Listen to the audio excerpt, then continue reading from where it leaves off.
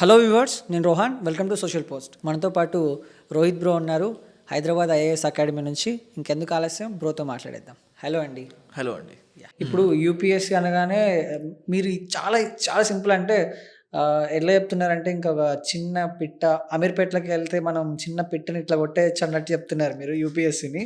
But still they are people who are most sophisticated and they don't know what is UPSC and how to crack.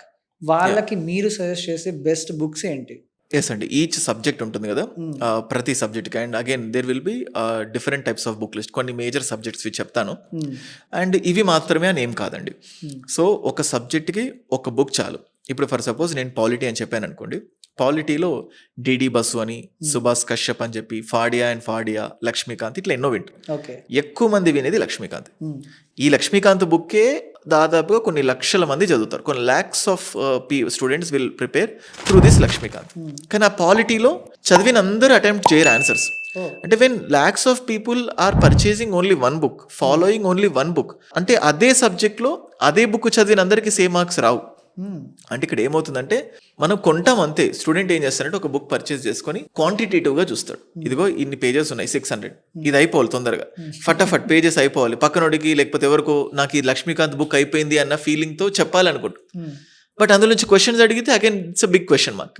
అంటే నువ్వు చదివేటప్పుడు ఎలా ఉంటుందంటే క్వాలిటేటివ్గా మెల్లిగా కానీ 10 రోజులు కానీ 20 days కానీ 30 days కానీ 40 days, whatever it may be, but read it more effectively, focusedly. So ఏదో పేజెస్ తిప్పుతున్నాను అన్నట్టు కాకుండా సడన్లీ ర్యాండమ్ క్వశ్చన్ అడిగినప్పుడు నీ బ్రెయిన్లో ఆన్సర్ ఉన్నప్పుడు what is the use of completing this Lakshmikanth.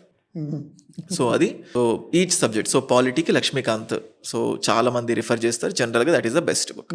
Same అట్లాగే ఎకానమీకి కూడా మార్కెట్లు చాలా ఉంటాయి. సంజీవ్ వర్మ అని, లేకపోతే శంకర్ గణేశన్ అని చెప్పేసి, రమేష్ సింగ్ అని చెప్పేసి, నితిన్ సింఘానియా అని చెప్పేసి, ఏది చూసినా పర్లేదు. నితిన్ సింఘానియా కొంచెం ఈజీ ఫార్మాట్ లో economy. There are a lot of academies in Hyderabad, all over India, who wants to prepare UPSC. But ఒక బెస్ట్ అకాడమీని ఎలా సెలెక్ట్ చేసుకోవాలి ఒక student? First of all best academy అన్న కాన్సెప్ట్ వచ్చినప్పుడు ఆబ్వియస్గా ఎవరికి చెందింది వాళ్ళు బెస్ట్ అంటారు. మన దాంట్లో నాది బెస్ట్ అకాడమీ అని చెప్పి చెప్తాను. But quality is important. ఇప్పుడు ఫర్ సపోజ్ ఒక స్టూడెంట్ ఉంటాడు, ఇప్పుడు ఏ క్లాస్లో కూర్చున్నప్పుడు సివిల్ సర్వీసెస్కి ప్రిపేర్ అవుతున్నప్పుడు first day he go and set in the class. ఆ క్లాస్ మొత్తాన్ని చూసి తనకు ఒక భయమైన వాతావరణం రావద్దు. వీళ్ళందరితో నేను పోటీ పడగలుగుతానా, వీళ్ళ దగ్గర ఏదో ఉంది సంథింగ్ అంటే నర్వస్ ఫీలింగ్ ఉండదు. చాలా రిలాక్స్డ్ మూడ్లో ఒక పీస్ఫుల్ థింగ్స్తో ఉండాలి. అందుకే there should be limited batch. అంటే క్లాస్కి ఒక 30, hardly 30 to 50 is okay. There are institutes where thousands of students will sit in a single class. Thousands. అదొక పెద్ద ఫంక్షన్ హాల్ లా కూర్చుంటుంది. అంటే ఎక్కడో వెనకాల కూర్చున్న వాడికి ముందటిది ఏం కనిపిస్తుంది. సో అంటే అదొక డిఫరెంట్ కైండ్ ఆఫ్ థింగ్స్లో ఉంటుంది. అందుకే మన చుట్టూ ఉన్న వాతావరణం కూడా మనకు చాలా మోటివేటింగ్గా, ఎంకరేజింగ్గా ఉండాలి. సో ఫస్ట్ లిమిటెడ్ బ్యాచెస్ ఉంటే that will be the best. దాంతోపాటు faculty should be always accessible for you. అంటే క్లాస్ అయిపోయిన వెంటనే ఈ ఫ్యాకల్టీ మళ్ళీ ఇమీడియట్గా ఇంకో క్లాస్ ఉందని చెప్పి వెంటనే రషప్ అయిపోయి, లేదా మరి రేపు అని చెప్పినప్పుడు వాడి దగ్గర డౌట్స్ కూడా అలాగే కన్సాలిడేట్ అయిపోతాయి. ఆ రోజే ఆ ఫ్యాకల్టీని కలిసి, సరే ఇప్పుడు ఇవాళ క్లాస్లో చెప్పారు, నాకు ఇది అర్థం కాలేదు, వాట్ ఈస్ ద థింగ్స్, కలిసే స్వేచ్ఛ, లిబర్టీ ఉండాలి. దాట్స్ వెరీ ఈ క్వాలిటీ ఉన్న institute second important quality. And third, కొన్నిసార్లు ఇక్కడ ఏమవుతుందంటే టెస్ట్స్. ఇప్పుడు ఫర్ సపోజ్ ఒక కంటిన్యూగా క్లాసెస్ ఇవన్నీ కాకుండా ఈ వీక్లో ఏమేమి టాపిక్స్ అయ్యాయి, ఆ టాపిక్ పైన prelims tests, mains test. So ఆ టెస్ట్ రాసి వెదర్ అంటే మన అండర్స్టాండింగ్, మన ప్రిపరేషన్ ఎగ్జామ్కి తగ్గట్టు ట్యూన్ అవుతుందా లేదా తెలుసుకోవాలంటే tests is the only practice.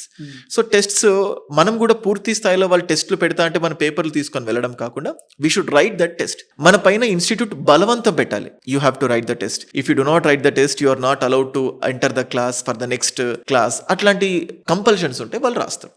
ఎందుకంటే మనకు 21 years దాటిన తర్వాత కొన్నిసార్లు మనకు ఎంత బలంగా ప్రిపరేషన్కి రావాలని వచ్చినా మనకు మిస్ అయిపోతుంది. మనకు తెలియకుండానే మనం డీవియేట్ అవుతాం. ఎక్కడో విలేజ్ నుంచి వస్తాడు, ఫస్ట్ టైం హైదరాబాద్కి వస్తాడు, అరే ఇట్లాంటి హైదరాబాద్ని మిస్ అయిపోతాం ఏంటి, మొత్తం చూసుకొని వద్దాము, అలా చూసొద్దాము, హైదరాబాద్ని విజిట్, ఇట్లా కొత్త ఆలోచనలు వస్తాయి. నీ ఆలోచన మారినా again you should come back in to the track. So దాంతోపాటు ఫ్యాకల్టీ చెప్పేది నీ మైండ్కి అర్థమవుతుందా లేదా తెలియాలంటే ఒక 2-3 సార్లు ఆ ఫ్యాకల్టీ క్లాసెస్ వినాలి.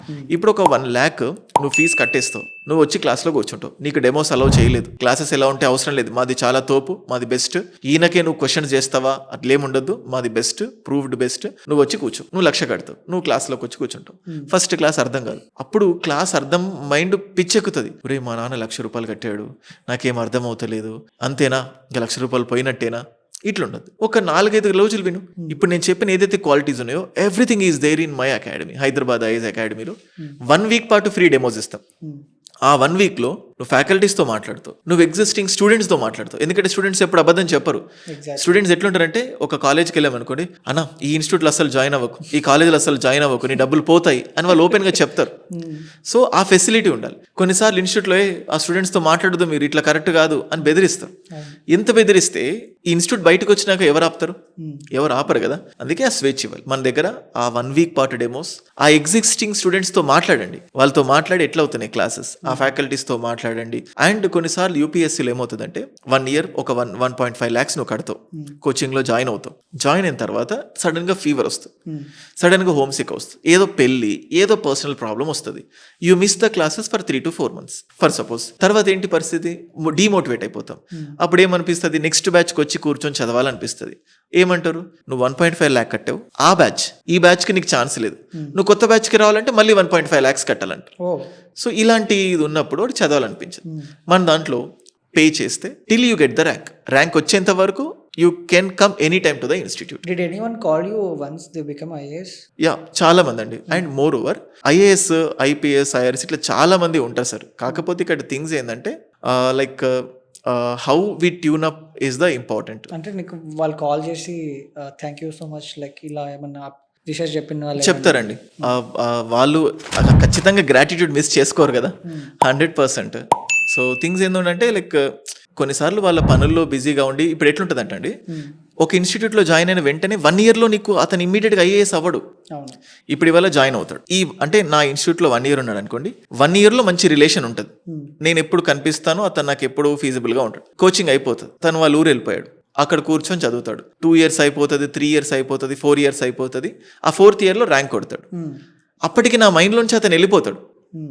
అతని మైండ్లో నుంచి కూడా నేను కొంచెమైనా డిసపియర్ అవుతాను. ఎగ్జాక్ట్లీ నేను ఎక్కడుంటాను, ఆయన ఎక్కడుంటాను ఇవేం తెలియదు. సడన్గా అతనికి ర్యాంక్ వచ్చిన తర్వాత చెప్పాలన్న విషయం కూడా మేబీ గుర్తుండకపోవచ్చు. బట్ థింగ్స్ ఏంటంటే గ్యాప్ వచ్చేస్తుంది కదా. సో మళ్ళీ ఇమీడియట్గా ట్రైనింగ్, అప్పుడు కొత్త పరిచయాలు, అందరికీ చెప్పుకోవడము, సడన్గా కనిపించినప్పుడు ఏదైనా యూట్యూబ్లో message, sir I'm your student, I got the rank అన్నప్పుడు, oh my god thank you, this is my number, contact us అని చెప్పి ఇట్లా చెప్తూ ఉంటాం. సో థింగ్స్ ఏంటంటే అన్నీ అప్పటికప్పుడు ఒక స్పాంటేనియస్గా జరగవండి. It's a huge process. So అది